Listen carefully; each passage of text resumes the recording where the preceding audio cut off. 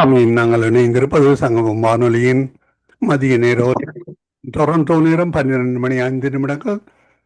மாலை வேளை மதிய வேளையாக இருக்கிறது. இந்த வேளையில் எங்களுடன் தேவ ஊழியர் பாஸ்டர் போல் லூயிஸ் கர்ணன் அவர்கள் இணைந்திருக்கிறார். பெனியல் திருச்சபை சார்பாக இந்த நாளிலும் ஜெர்மன் தேசத்தில் இணைந்திருக்கிறார். அவருக்கு மாலை வணக்கங்களை கூறுவோம், வாழ்த்துவோம், வரவேற்போம்.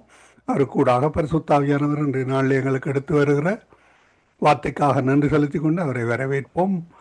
புதிய வாரத்திலும் புதிய நாளிலும் கத்தர் தாமே புதிய வார்த்தைகளோடு வழிநடத்த கத்தர் உதவி செய்வாராக. இந்த வேளையிலும் ஊழியரை வரவேற்றுக் கொண்டு அவரிடம் ஒப்படைப்போம். Praise Lord pastor. Praise the Lord, brother.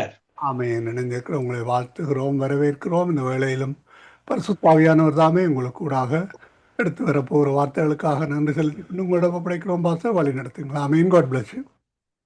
Amen. God bless you, brother. Thank you. வானத்திலும் பூமியிலும் சகல அதிகாரம் படைத்த நசுனாகிய இயேசு கிறிஸ்துவின் நாமத்தினாலே உங்கள் யாவரையும் நான் வாழ்த்துகிறேன்.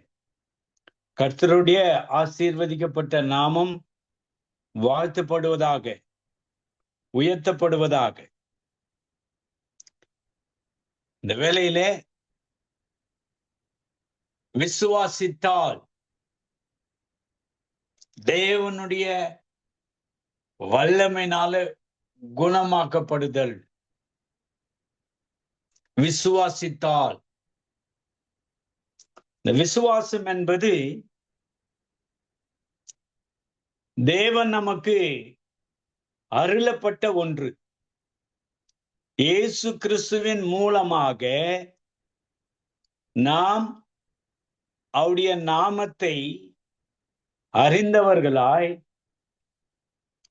அவருடைய நாமத்தின் மீது விசுவாசத்தை வைக்கும் போது தேவன் நமக்கு கொடுக்கின்ற மிகப்பெரியதான கிருபையில் ஒன்று அந்த ரட்சிப்பு. கர்த்தருடைய பரிசுத்த நாமத்திற்கு ஸ்தோத்திரம் உண்டாவதாக. தேவருடைய நாமம் அவருடைய பலத்த நாமம். அவர் பலத்த நாமத்தை நம்புகின்ற ஒவ்வொரு பிள்ளைகளும், தேவனுடைய நாமத்தை விசுவாசிக்கின்ற ஒவ்வொரு பிள்ளைகளுக்கும் கர்த்தர் தம்முடைய பிள்ளைகளை காத்து ஆதரிக்கிறார் என்பது நாம் எல்லாவற்றிலும் அறிவோம். விசுவாசித்தால், இயேசுவின் நாமத்தை நம்பி விசுவாசித்தால், இயேசுவின் நாமத்தின் மீது முழு இருதயத்தோடும் முழு ஆத்மாவோடும் விசுவாசித்தால் தேவனுடைய வல்லமையினாலே குணமாக்கப்படுகிறோம். அதற்காக தெரிந்து கொள்ளப்பட்ட ஒரு வசனம் லூக்கா எழுதின சுவிசேஷம்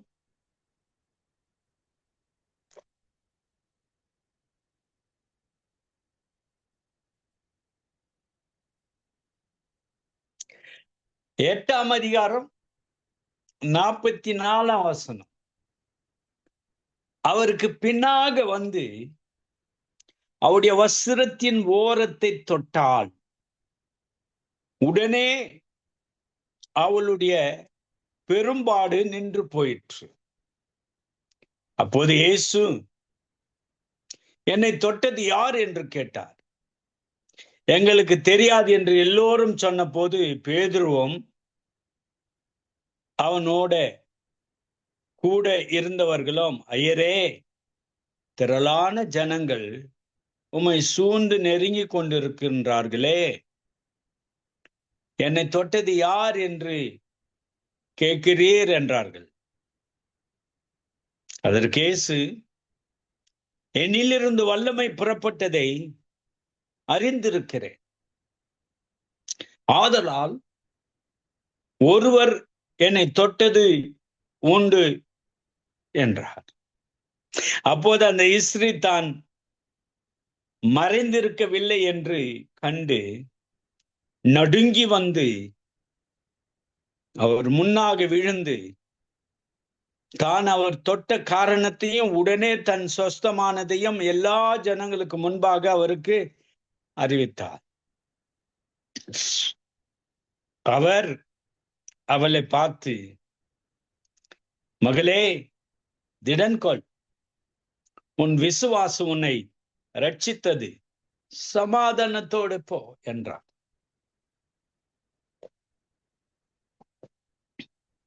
உன் விசுவாசம் உன்னை ரட்சித்தது, சமாதானத்தோடு போ.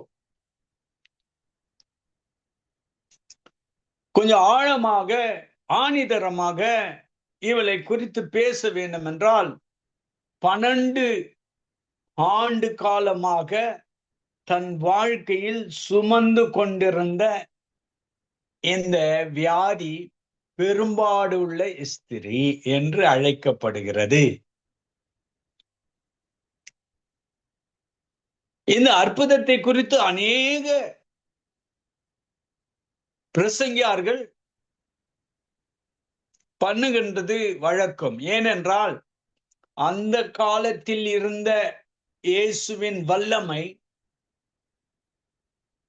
இந்த காலத்திலும் அதே வல்லமையோடு உயிரோடு இருக்கிற ஆண்டவர் என்பதை குறித்து சொல்லுவதற்கு இந்த இடத்திலே இந்த வசனங்களை இயேசுவின் நாம மகிமைப்படுவதற்கும் இயேசுவின் வல்லமை மகிமைப்படுவதற்கும் எடுத்து பிரசங்கம் பண்ணுகிறோம். ஒரு முறை இல்ல, லட்சம் முறை இல்ல, கோடிக்கணக்கான முறைகள் இந்த பிரசங்கத்தை பண்ணினாலும் இது இன்னும் கிரியை செய்கிற பிரசங்கம். ஏனென்றால் அவருடைய நாமத்திற்கு வல்லமை உண்டு. தன் வாழ்க்கையில் எல்லாவற்றையும் செலவு செய்தால் பார்க்காத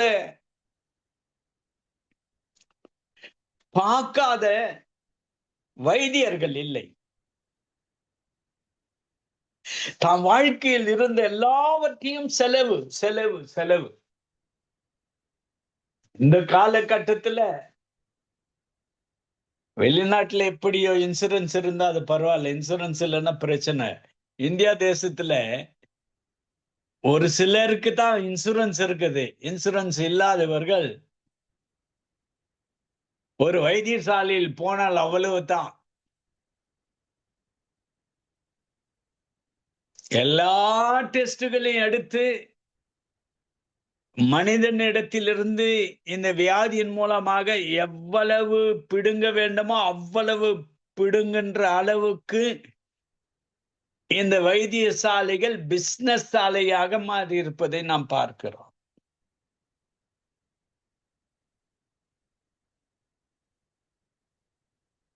கர்த்தருடைய பசுத்த நாமத்திற்கு ஸ்தோத்திரம் உண்டாதாக. அந்த காலகட்டத்தில் யாரிடத்தில் பணத்தை கொடுத்து சுகமாகாதபடி, சுகம் ஆகலைன்னா தொடர்ந்து வியாதினாக்கா வேதனை, கண்ணீர், அந்த கவலை கூடுது. இந்த டாக்டர் கிட்ட போன, இந்த டாக்டரால முடியல, அந்த டாக்டர் யாரோ ஸ்பெஷலிஸ்ட் சொல்றாங்க, அந்த டாக்டர் கிட்ட போன, அவராலும் முடியல.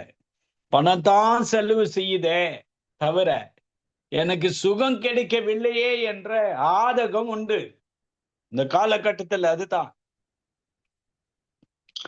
எல்லாவற்றையும் தன்னுடைய வாழ்க்கையில் வியாதிக்காக செலவு செய்து நஷ்டப்பட்டது தான் மிச்சம்.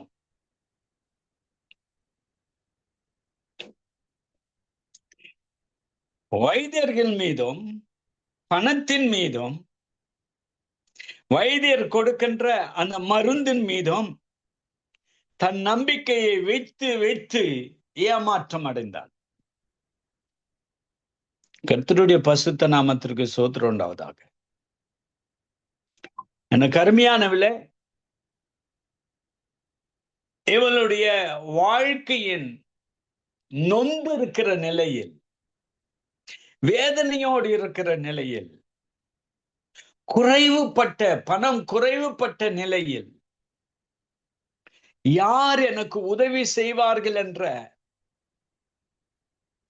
ஏக்கத்தில் இருந்த நேரத்தில் தான்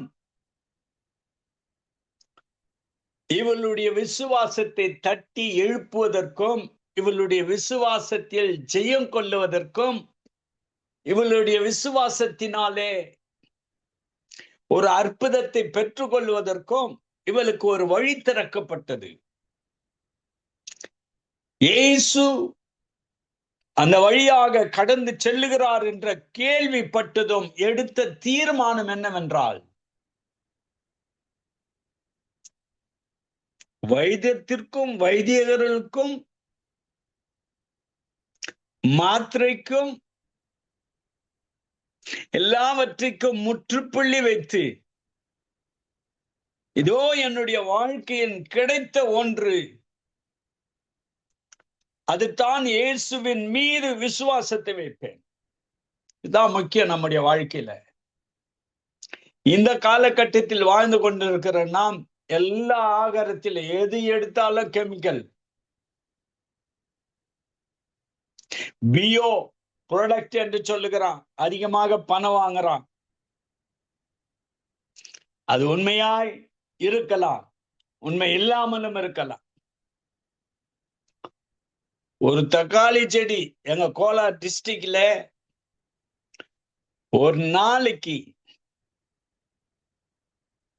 10-15 லட்சம் கிலோகிராம் தக்காளி வெளியேற்றப்படுகிறது. அந்த தக்காளியை உருவாக்குறவன் எங்களுடைய டிஸ்ட்ரிக்ட்ல அநேக விவசாயிகள். செடி நடும்போது ஒரு மருந்து அடிக்கிறான்,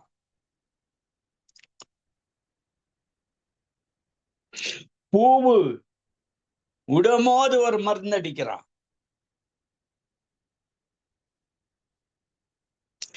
சில இடங்களில காய் வந்ததும் மருந்து அடிக்கிறான். காயும் ஒரு ரெட் கலரா வர்றதுக்கு அதுக்கும் ஒரு மருந்து அடிக்கிறான். 3-4 முறை மருந்து அடித்து வந்து சேருகிற நம்முடைய தட்டுல எவ்வளவு கெமிக்கலோடு வீட்டுக்கு வருது, அது யார அறியோம். இந்த காலகட்டத்தில் நாம் உண்ணும் ஆகாரத்தில் எத்தனை தீமைகள் உண்டு.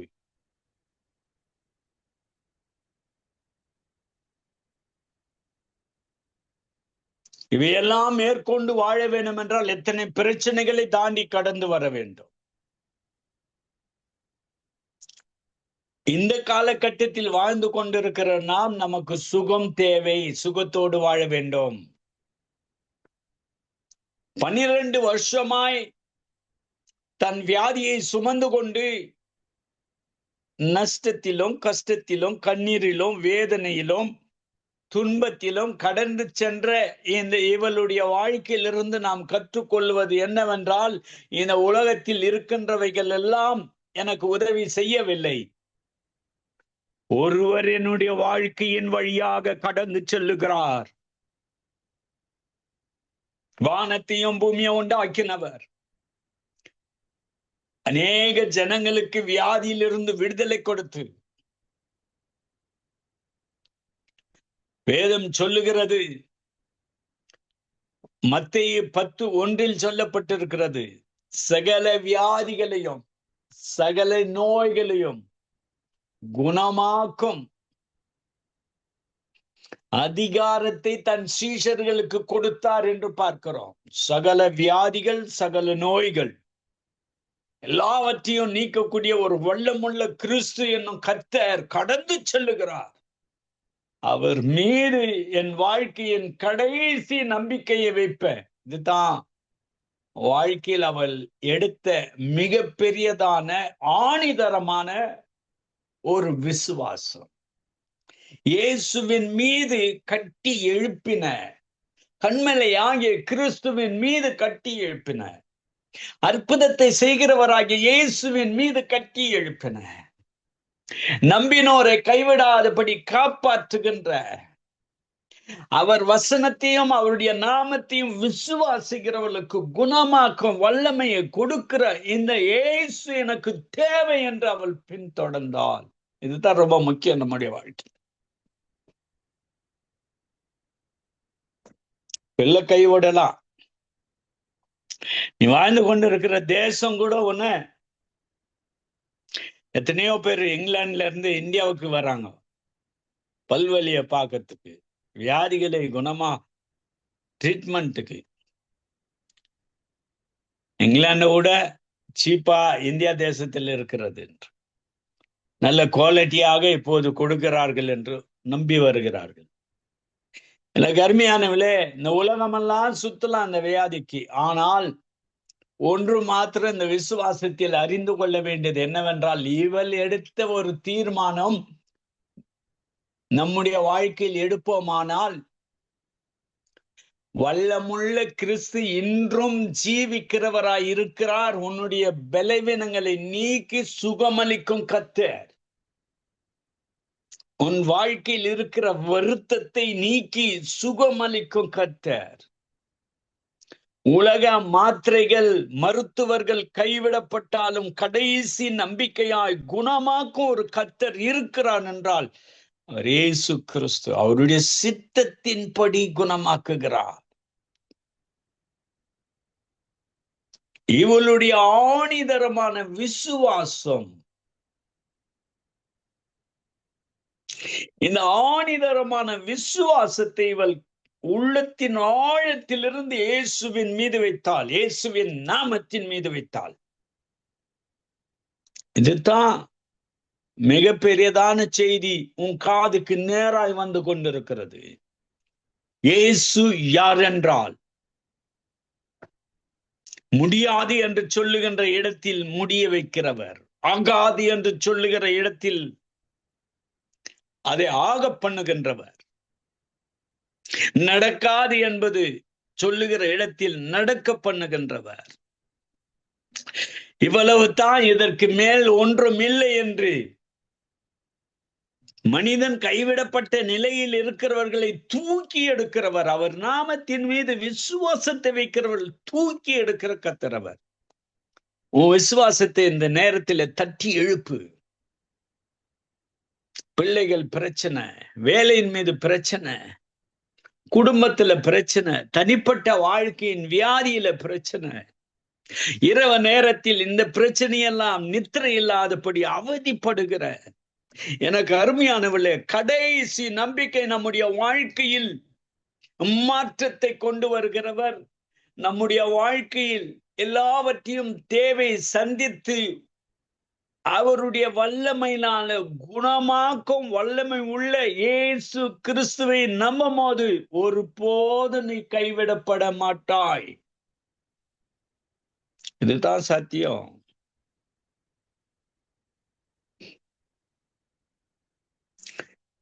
இவளுடைய பிரச்சனை என்னவென்றால், பெண்களுக்கு சம்பந்தப்பட்ட வியாதி இது. இதை போய் ஒரு பப்ளிக்ல இயேசுவே நில்லும், என் பிரச்சனை இது என்று சொல்லக்கூடிய நிலையில் அவள் இல்லை. ஒரு பெண்மணி. ஜனக்கூட்டம் நெருங்கி கொண்டிருக்கிறது.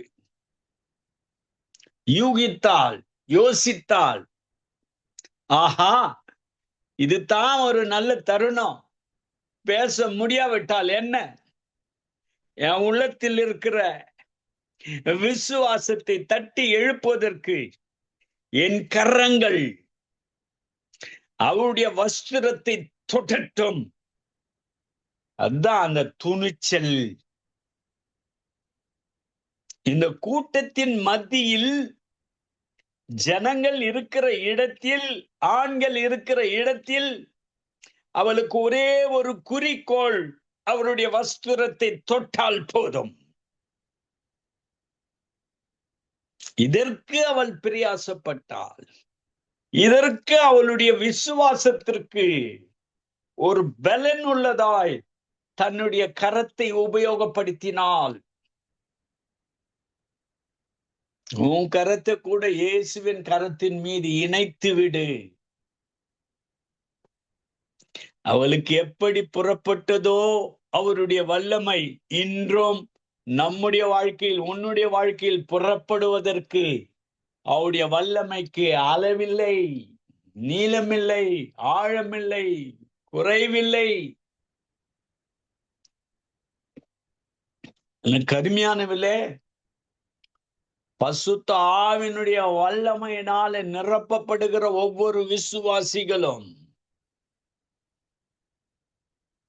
ஆணிதரமாக விசுவாசிக்க வேண்டியது. நம்முடைய விசுவாசத்தில் இருந்து பின்வாங்கி போகக்கூடாது.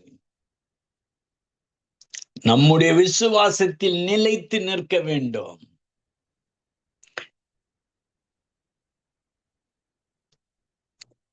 எல்லா வேளையிலும் என்னை ஆதரிக்கும் கர்த்தரவர். கர்த்தருடைய பசுத்த நாமத்திற்கு ஸ்தோத்திரம் உண்டாவதாக. இவளுடைய வாழ்க்கையில் இருந்து கற்றுக்கொள்ள வேண்டியது அநேகம். அதில் ஒன்று, நான் எடுத்தேன் ஒரு முக்கியமான தீர்மானம். இயேசுவே என் கடைசி நம்பிக்கை. சொல்வதற்கு எனக்கு தருணம் இல்லாவிட்டாலும் என் கரைத்தை படைத்த கர்த்தராகிய இயேசு எனக்கு முன்னாக செல்லுகிறார். அவருடைய வஸ்திரத்தை தொடுவேன் என்று தொட்டார். இதுதான் விசுவாசம். வேதத்தை வாசிக்கிறோம், அந்த வசனத்தின் மீது வைக்க வேண்டிய விசுவாசம். பிரசங்கத்தை, இயேசுவின் நாமத்தினுடைய பிரசங்கத்தை கேட்கிறோம், அதன் மீது வைக்க வேண்டிய விசுவாசம். வானத்தின் கீழே மனுஷருக்குள்ளே இயேசு கிறிஸ்துவின் நாமமே அல்லாமல் வேறொரு நாமம் கட்டளையிடப்படவில்லை.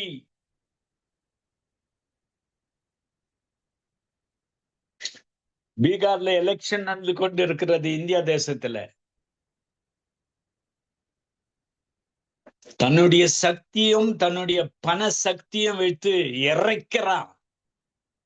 பிஜேபி எப்படி ஆகிலும் ஆட்சிக்கு வந்துவிட வேண்டும் என்று.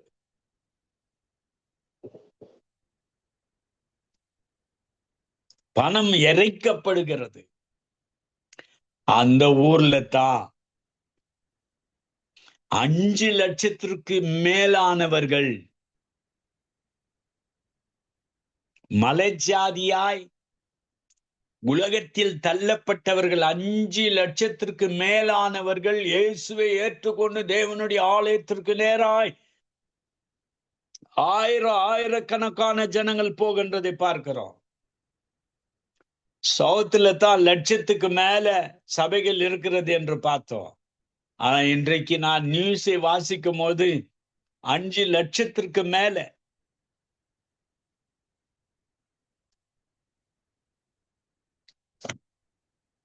எங்க சபைகளை கொளுத்துகிறானோ, அடித்து நொறுக்குகிறானோ, அதே இடத்துல இன்றைக்கு ஆண்டவர் அற்புதத்தை செய்து அவர் பின்னாக இயேசுவின் நாமத்தை விசுவாசிப்பதற்கு லட்சக்கணக்கான ஜனங்களை தன்னுடைய சொந்த இரத்தத்தினாலே ரட்சித்திருக்கிறார் என்றால் இது ஒரு பெரிய அற்புதம் என்று நினைக்கிறேன். இந்தியா தேசத்துல அதுவும் பீகார்ல கேள்விப்பட்ட பிறகு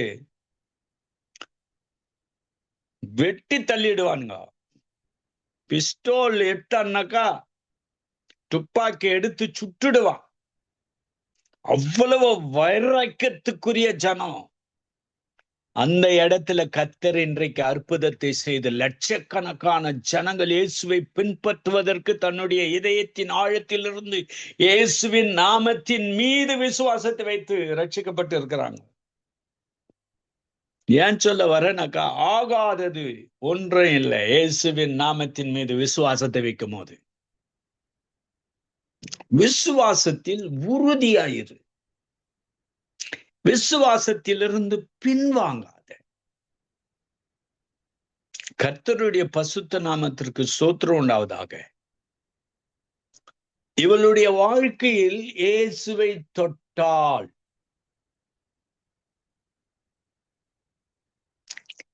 இந்த ஆணிதரமான விசுவாசம், அசையாத ஒரு விசுவாசம். இயேசுவே என் கடைசி நம்பிக்கை, இயேசுவே எனக்கு குணத்தை கொடுக்கிறவர், இயேசுவே எனக்கு சுகத்தை கொடுக்கிறவர், இயேசு இல்லாதபடி என்னுடைய வாழ்க்கையில் யாரும் உதவி செய்ய முடியாது என்ற ஒரு நிலைக்கு வந்து அவருடைய வஸ்திரத்தை தொட்டார்.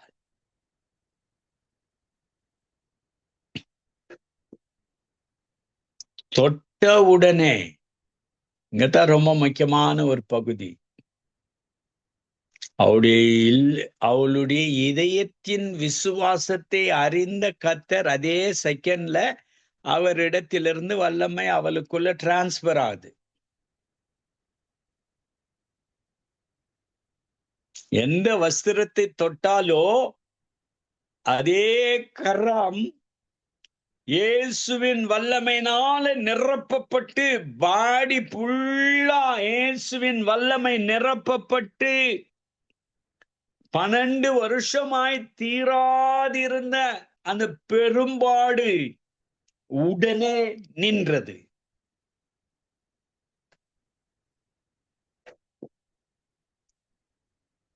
எவ்வளவு பெரிய ஆச்சரியம், எவ்வளவு பெரிய அற்புதம்.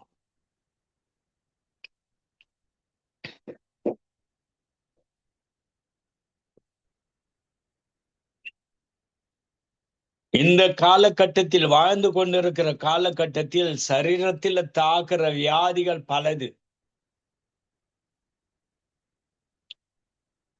சுகர் வந்துச்சுனாக்கா சாவர மட்டும் மாத்திரை எடுக்கணும். ஹார்ட் பேஷண்ட் ஆயிட்டா சாவர மட்டும். அதெல்லாம் பிசினஸ்.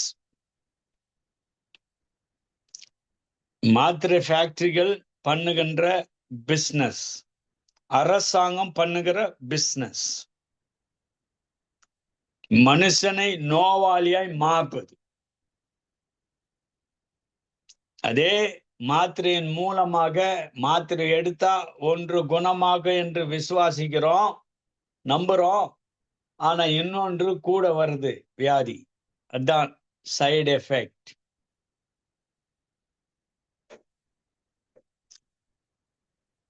இந்த காலகட்டத்தில் வாழ்ந்து கொண்டு இருக்கிற நம்முடைய வாழ்க்கையில தீராத வியாதிகள் இருக்கும்போது குணமாக்கும் கர்த்தர். அவர் தான் நம்முடைய வாழ்க்கையின் கடைசி நம்பிக்கை. விசுவாசத்தை வைப்போம்.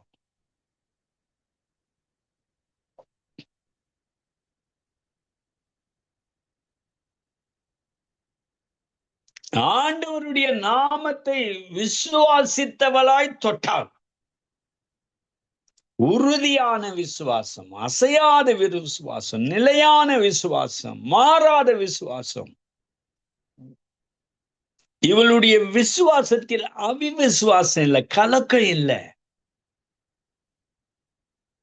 100க்கு 100 நம்பிக்கையோடு தொட்டாள். இங்கதான் இருக்கு. ஜபம் பண்ணிடுவோம், என் வியாதிய குணமாக்க ஆண்டவரேன்னு. அவரும் சந்தேகப்படுவோம். வருஷக்கணக்கா ஜபம் பண்ணிட்டு இருக்கிற ஆண்டவர் எனக்கு ஒன்னும் செய்யல. வாய் நிறைய சொல்லுவோம். குணமாக்கும் அல்லவர். என் வாழ்க்கையில சில தருணங்களில இந்த வாய் கட்டுதல் இல்லாதனால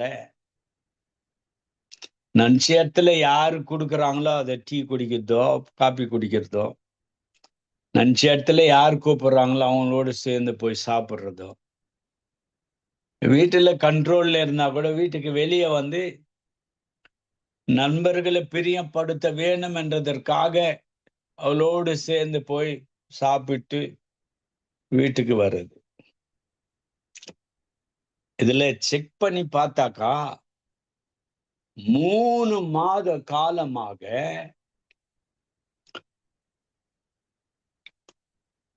300க்கு மேல் இருந்த இந்த சுகர்.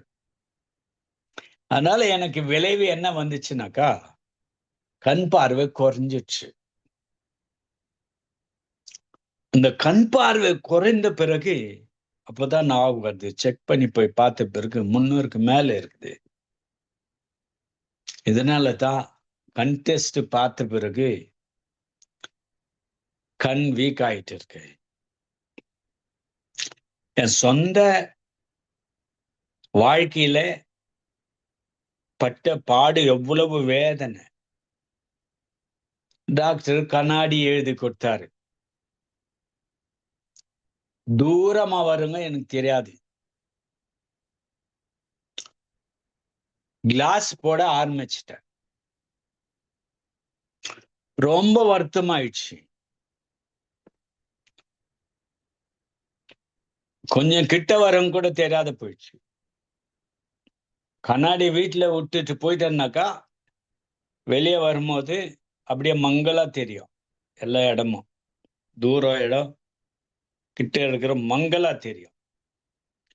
இப்படி இருக்கும்பொழுது ரொம்ப வருத்தம் ஆயிடுச்சு எனக்கு. ஆண்டவரே, நான் செய்த தவறுனாலே எனக்கே வினை ஏற்பட்டது. ஐயோ, அந்த கண் பார்வையே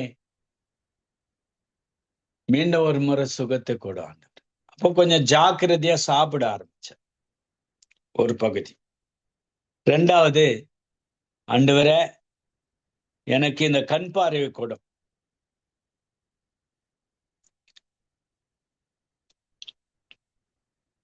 இந்த கொரோனா வருவதற்கு முன்பதாக நான் இஸ்ரேல் தேசத்திற்கு சென்றிருந்தேன். அங்க இருந்த நாட்களில காலையில 4 மணிக்கு எழுந்துச்சு யூதர்கள் ஜெபிக்கிற அந்த மதில் ஓரமாக நின்று நானும் ஜெபம் பண்ணுவேன். கண்ணாடியை போட்டுக்கின்னு, காலையில இருட்டா இருக்கும், கண்ணாடியை போட்டுக்கின்னு நடந்து வேகமா ஓடுவேன். ஒரு நாள் இந்த ஆண்டவருடைய அந்த யூதர்களுடைய அந்த மதில் கிட்ட ஜெபம் பண்றாங்களே, அந்த மதில் மேல கையை வச்சுட்டு, இப்போ கண்ணாடி தேவையில்லை, இந்த மதில் மேல வச்சுட்டு இருக்கிறோமே, என்னத்துக்குன்னு கண்ணாடி எடுத்து பாக்கெட்ல போட்டேன். ஜெபம் பண்ணேன். ஜெபம் பண்ணி கொண்டே இருக்கிற ஊழியத்துக்காகவும் குடும்பத்திற்காகவும் என்னுடைய சுகத்திற்காகவும் இவைகளுக்காக நான் ஜெபம் பண்ணி கொண்டிருக்கும் பொழுது விசுவாசத்தோடு ஜெபித்தேன். ஆண்டவரே, என்னுடைய கண் பார்வையை மீண்டும் ஒரு முறை கொடுங்கப்பா. வாழ்க்கையில நடந்த இந்த வரலாறு என்னால மறக்க முடியாத ஒரு வரலாறு. ஜெபம் முடிச்சிட்டு திரும்பி என்னுடைய ஹோட்டலுக்கு திரும்பி வரேன். அப்படியே ஜெபத்திலே நடந்து கொண்டு இருக்கிற. அது பகல் ஆயிடுச்சு. காலையில 4 மணிக்கு போந்து 4:30. அப்படியே திரும்பி ஹோட்டலுக்கு நடந்து கொண்டு வரேன். பாதி வழியில வந்ததும் அப்பதான் யோசிக்கிறேன், கண்ணாடி இல்லாத நடக்கிறேன். கண்ணாடி பாக்கெட்ல இருக்கு. கர்த்தர் என் கண்ணை தொட்டார், சுகத்தை கொடுத்தார். அன்னிலிருந்து இந்த நாள் வரையிலும் இந்த கண் பார்வையினுடைய பிரச்சனையே இல்லாது போச்சு. கர்த்தர் ஒரு அற்புதத்தை செய்கிறார் என்றால் அந்த அற்புதம் உன்னுடைய தனிப்பட்ட வாழ்க்கையில்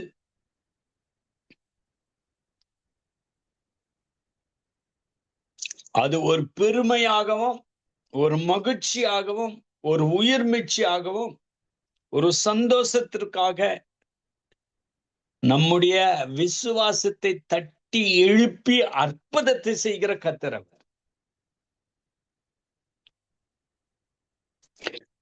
அன்னிலிருந்து கண்ணாடி இனி வரல நான் போட்டதில்லை.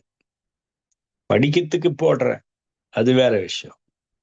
ஆனா தூர பார்வைக்கு போட்ட அந்த கண்ணாடியிலிருந்து ஆண்டவர் எனக்கு விடுதலை கொடுத்தார் என்றால், இயேசுவின் மீது விசுவாசத்தை வைக்கும் போது அவர் மாறாதவராயிருக்கு.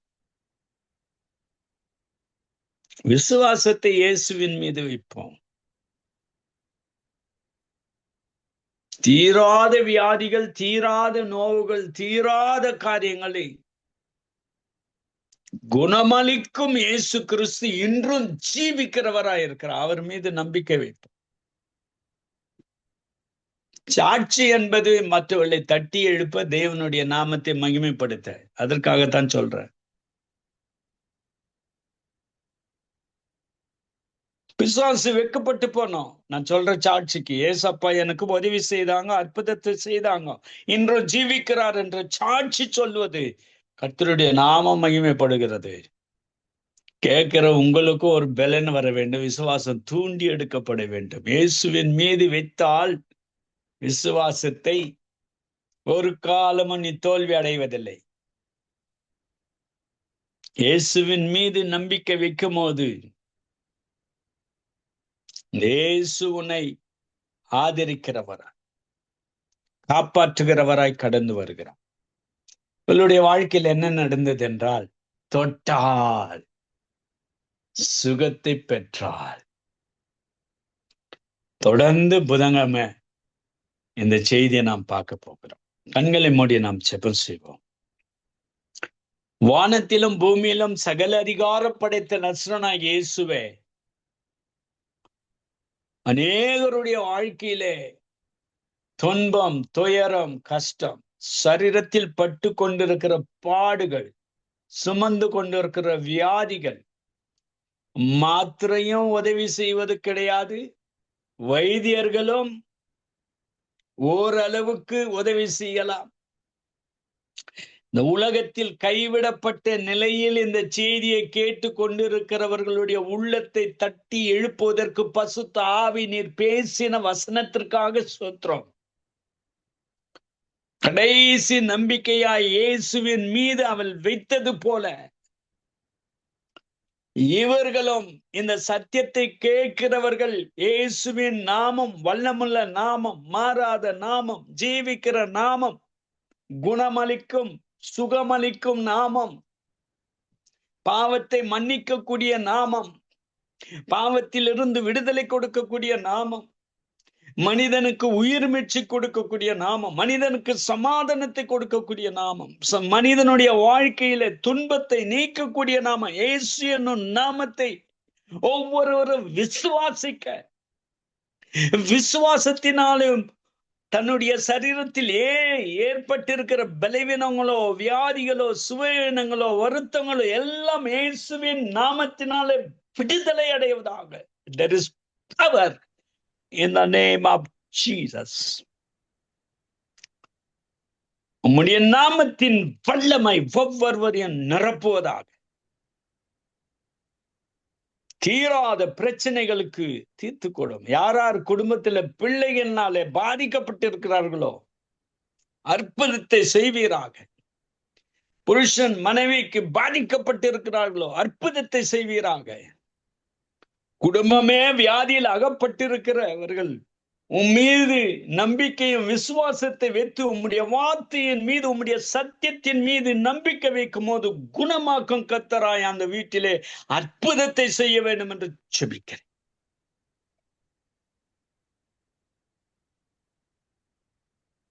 அசையாத ஒரு நம்பிக்கையை கொடுத்து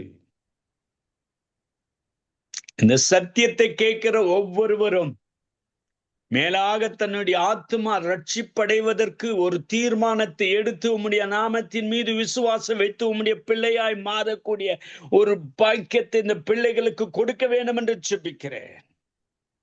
உம்முடைய சுவிசேஷத்தின் வல்லமை, பசுத்த ஆவி பேசுகிற வார்த்தையின் வல்லமை, கர்த்தர் நாவிலிருந்து புறப்பட்டு வருகிற வார்த்தையைத்தான் மகிமைப்படுத்துகிறேன். அந்த வார்த்தை கேட்கிற ஜனங்கள் மத்தியிலே மகிமைப்படுவதாக.